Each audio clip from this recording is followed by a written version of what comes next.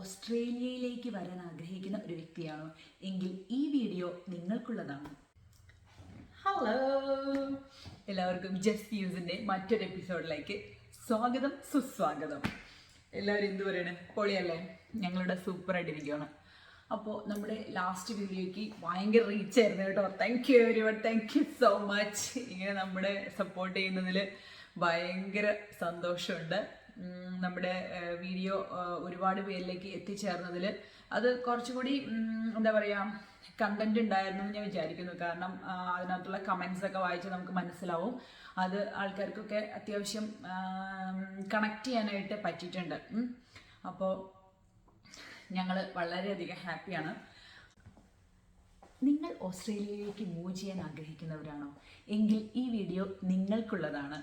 സാധാരണ രീതിയിൽ ഓസ്ട്രേലിയയിലേക്ക് മൂവ് ചെയ്യുന്ന ആൾക്കാർ മിക്കവാറും ഒന്നില്ലെങ്കിൽ ന്യൂസിലൻഡിൽ നിന്നുള്ളവർ, അല്ലെങ്കിൽ നമ്മുടെ UK ഓർ അയർലൻഡ് തുടങ്ങിയ രാജ്യങ്ങളിൽ നിന്നാണ് സാധാരണയായിട്ടുള്ള ഒരു മൈഗ്രേഷൻ നമ്മൾ ഓസ്ട്രേലിയയിൽ കാണുന്നത്. അപ്പോൾ നമ്മളിങ്ങനെ മൂവ് ചെയ്യാൻ ആഗ്രഹിക്കുന്നവരാണെങ്കിൽ നമ്മൾക്ക് എന്തൊക്കെ അറേഞ്ച്മെൻറ്റ്സ് ഓർ പ്രിപ്പറേഷൻസ് ഇവിടേക്ക് വരുന്നതിന് മുമ്പ് തന്നെ ഈവൻ നിങ്ങൾ ഇപ്പോൾ ആയിരിക്കുന്ന കൺട്രിയിൽ നിന്ന് കൊണ്ട് തന്നെ ചെയ്യാൻ പറ്റും.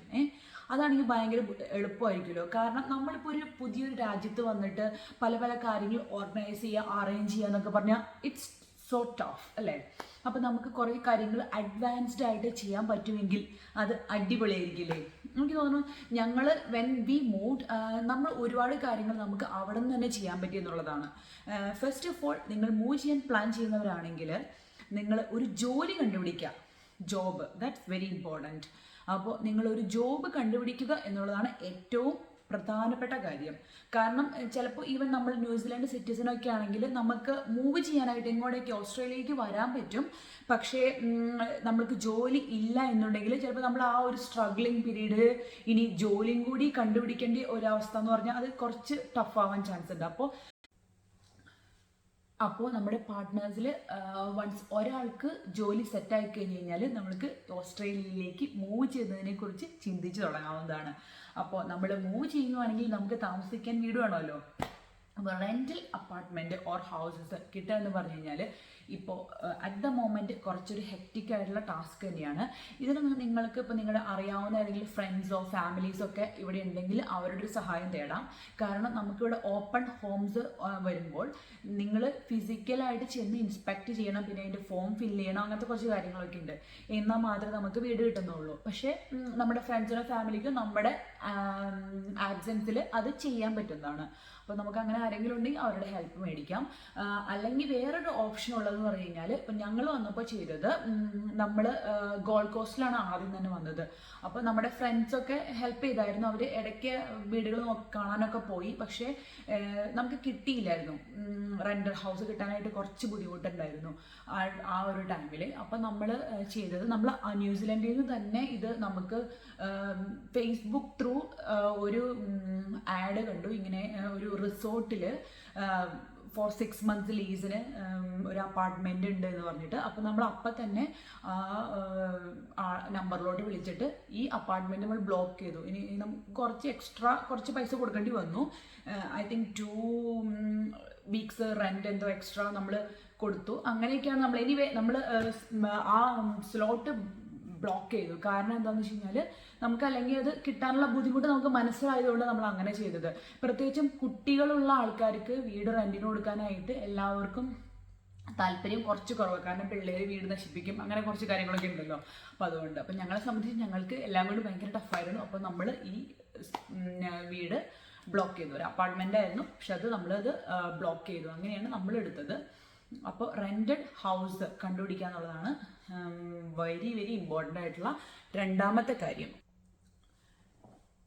പിന്നെ നമുക്ക് ഇപ്പോൾ ന്യൂസിലാൻഡ് ഓർ UK അവിടെ നിന്ന് തന്നെ ചെയ്യാവുന്ന മറ്റൊരു കാര്യമാണ് നമ്മുടെ കുട്ടികളുണ്ടെങ്കിൽ അവർക്ക് സ്കൂള്, കിൻഡർ ഗാർഡൻ അങ്ങനെയുള്ള സംഭവങ്ങളൊക്കെ നമുക്ക് ഫോൺ വിളിച്ച് ബുക്ക് ചെയ്ത് വെക്കാവുന്നതാണ്. കാരണം പക്ഷേ ഇവിടെ വന്നിട്ട് ഇൻ്റർവ്യൂസും കാര്യങ്ങളൊക്കെ ഉണ്ടാവും. സ്കൂളൊക്കെ ആണെങ്കിൽ ഇൻ്റർവ്യൂസ് ഉണ്ടാവും. പക്ഷെ നമുക്കൊരു സ്പേസ് ബ്ലോക്ക് ചെയ്യാനായിട്ട് പറ്റും. അതുപോലെ തന്നെ കിൻഡർ ഗാർഡനും. കാരണം നമ്മൾ വന്ന് ചിലപ്പോൾ ഒരു 1 weekനുള്ളിലൊക്കെ നമുക്ക് ജോലി തുടങ്ങേണ്ടി വരുമല്ലോ. അപ്പോൾ സ്കൂളും കിൻഡർ ഗാർഡനൊക്കെ സോർട്ട് ഔട്ട് ചെയ്യാന്നുള്ളത് വളരെ ഇമ്പോർട്ടൻ്റ് ആണ്. അപ്പോൾ അതാണ് അടുത്തൊരു പ്രധാനപ്പെട്ട കാര്യം. അപ്പോൾ നിങ്ങൾക്ക് ഇത് നിങ്ങൾ നിൽക്കുന്ന കൺട്രിയിൽ നിന്ന് തന്നെ കുറേയൊക്കെ അറേഞ്ച്മെൻറ്റ്സ് ചെയ്യാൻ പറ്റും. അറ്റ്ലീസ്റ്റ് നോക്കി വയ്ക്കാം ഏതൊക്കെ സ്കൂൾസാണ് വരുന്നത്. കാരണം നമ്മളൊരു സ്ഥലത്തേക്ക് മൂവ് ചെയ്യാനായിട്ട് പ്ലാൻ ചെയ്ത് കഴിഞ്ഞാൽ നമ്മൾ അവിടുത്തെ റെൻറ്റഡ് ഹൗസ് ഒക്കെ ആയി, ഇനി സ്കൂള്, കിൻഡർ. അപ്പോൾ ഞാൻ ഇതുവരെ എക്സ്പ്ലെയിൻ ചെയ്ത ഓൾമോസ്റ്റ് കാര്യങ്ങൾ നമുക്ക് പ്രീ അറേഞ്ച് ചെയ്യാവുന്ന കാര്യങ്ങളാണ്. ഈവൻ നിങ്ങൾ മൂവ് ചെയ്യുന്നതിന് മുമ്പ് തന്നെ ഓർഗനൈസ് ചെയ്യാവുന്ന കാര്യങ്ങളാണ്. ഇനി നമ്മൾ വൺസ് ഇവിടെ വന്നതിന് ശേഷം അറേഞ്ച് ചെയ്യാൻ പറ്റുന്ന കാര്യങ്ങൾ എന്തൊക്കെയാണ്, ഈസി ആയിട്ട് അറേഞ്ച് ചെയ്യാൻ പറ്റുന്ന കാര്യങ്ങളാട്ടോ ഞാൻ ആദ്യം ഡിസ്കസ് ചെയ്യുന്നത്. നമ്മുടെ ഡ്രൈവിംഗ് ലൈസൻസ്. ഫോർ എക്സാമ്പിൾ, നിങ്ങൾക്കൊരു ന്യൂസിലൻഡ് ഡ്രൈവിംഗ് ലൈസൻസ് ഉണ്ടെങ്കിൽ നിങ്ങൾക്കത് ഈസി ആയിട്ട് ഓസ്ട്രേലിയൻ ലൈസൻസായിട്ട് കൺവേർട്ട് ചെയ്യാൻ പറ്റും. നിങ്ങളുടെ ഒരു ID കാർഡുമായിട്ട് പോയാൽ മതി. അപ്പോൾ നിങ്ങൾക്കത് കൺവേർട്ട് ചെയ്യാൻ പറ്റും. അത് വളരെ ഈസി ആയിട്ടുള്ള ഒരു കാര്യമാണ്. അടുത്ത ഒരു സംഭവമാണ് നമ്മുടെ സെൻട്രൽ ലിങ്ക് എന്ന് പറഞ്ഞ സംഭവം.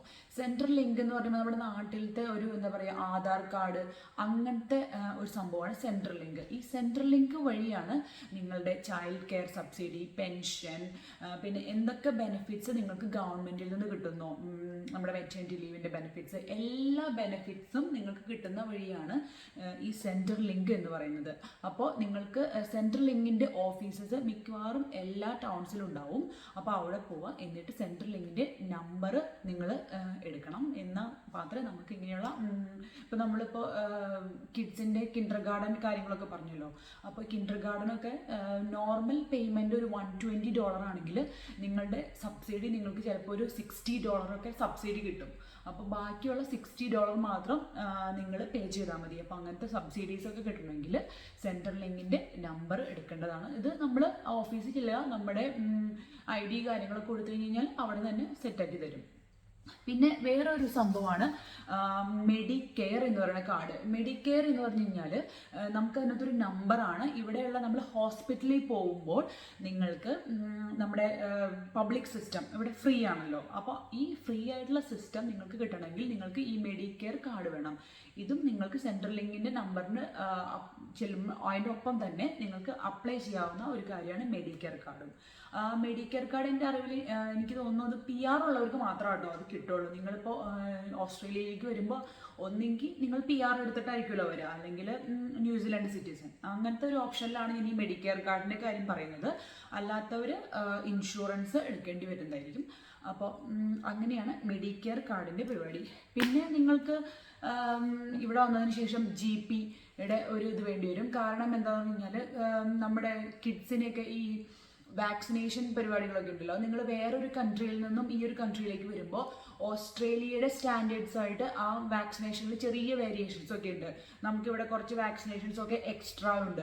അപ്പോൾ അതൊക്കെ നമ്മൾ കിഡ്സിൻ്റെ എങ്കിൽ മാത്രം നിങ്ങൾ സബ്സിഡിക്ക് അപ്ലൈ ചെയ്യുമ്പോൾ അവർ ആദ്യം ചോദിക്കുന്ന കാര്യം അതാണ്, നിങ്ങളുടെ വാക്സിനേഷൻസ് ഒക്കെ അപ് ടു ഡേറ്റ് ആണോ എന്ന്.